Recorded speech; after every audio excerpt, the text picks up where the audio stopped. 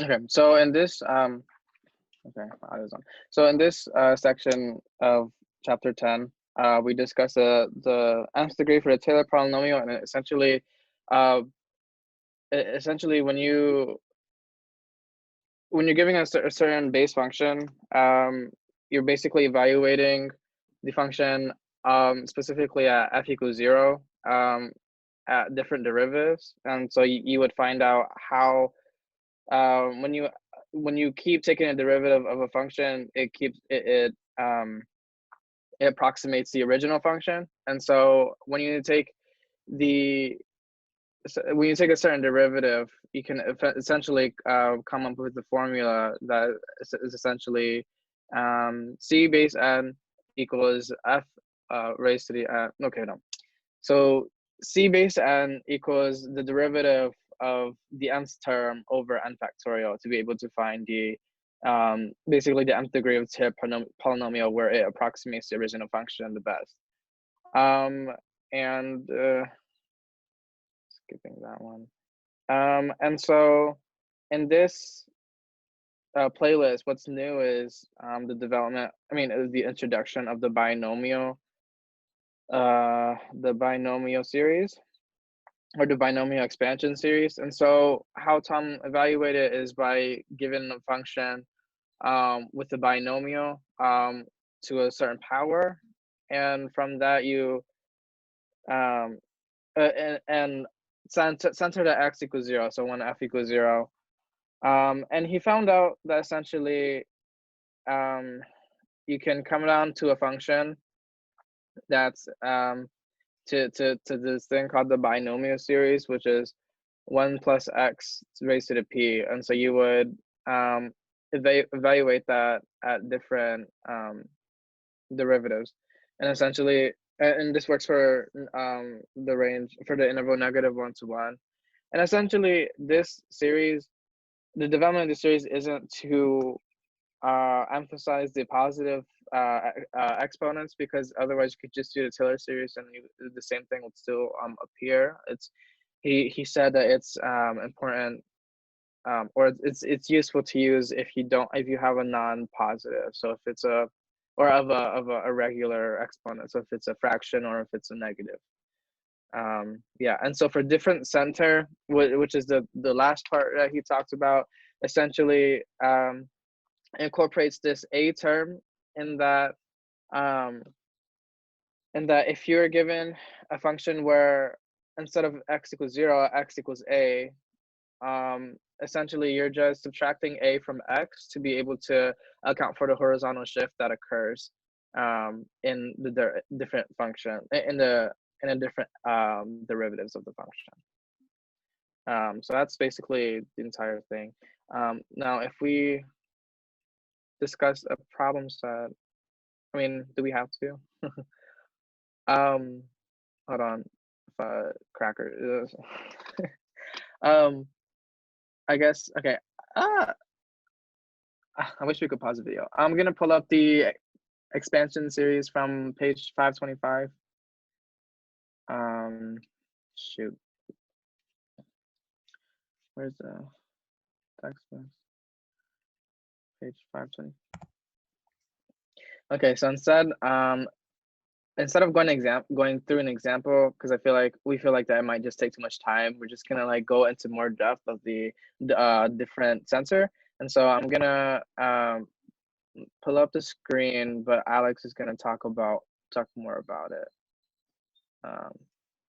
Shoot, what do you guys see right now? Is it say click to exit? Oh no, yeah, we see. Do you see it? Yeah. Okay, cool.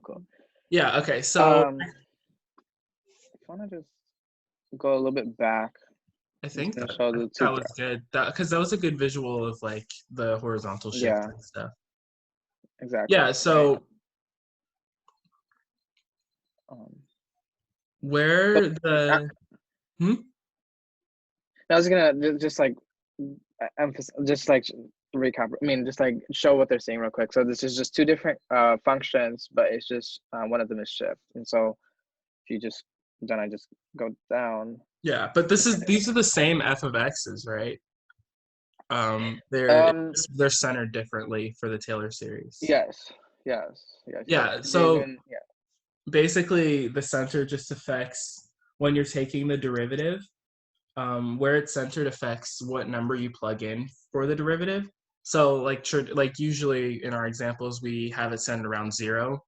So when you take the derivative of f of x and then the second derivative and then on, you plug in 0 as your x, and then you put that into the formula for a Taylor series, your derivative at x, or at 0, my bad. So when you're changing the center, you basically just, instead of having it at like x equals 0, you are having it at x equals 1 or 2, or in this case, x equals a, which causes a horizontal shift in the actual graph for the Taylor series. Okay. Can I ask a question? It's not particular to you. Anyone can answer.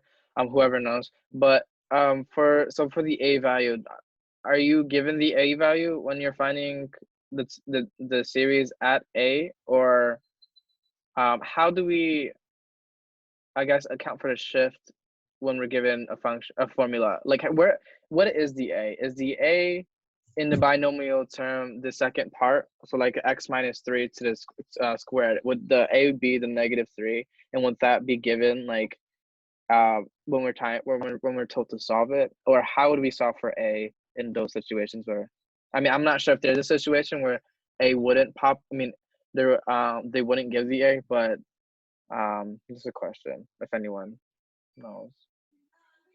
If not, it's okay. I think usually I would be given, because then you would have an additional like variable that you wouldn't be able to solve for. Sure. So I don't think, unless they give us x or something like that, I don't think you'd be able to solve for a or find it. So we would have to give it to you. Yeah, I also have a question. So it's more like just kind of like reaffirming that it's right. So it seems like when you have a the derivatives of the how to say the derivatives of your series, the derivative of your sequence of functions at each level, like first derivative, second derivative, third derivative, they have to be equal to the derivatives of the original function, right? Oh, okay. Yeah. I see. Yeah. So is the intention is just to account for it, but essentially the result is the same. Is that what you're saying? Oh, I was asking a question myself. I wasn't answering your question. But I'm pretty sure. But that is right. I don't think I phrased it correctly, but that is right? Yeah. Yeah, they have to be the first. Basically another function that's modeling that's the whole function, point, right? Yeah. Yeah. Okay. Cool. Okay. All right. I think that's good.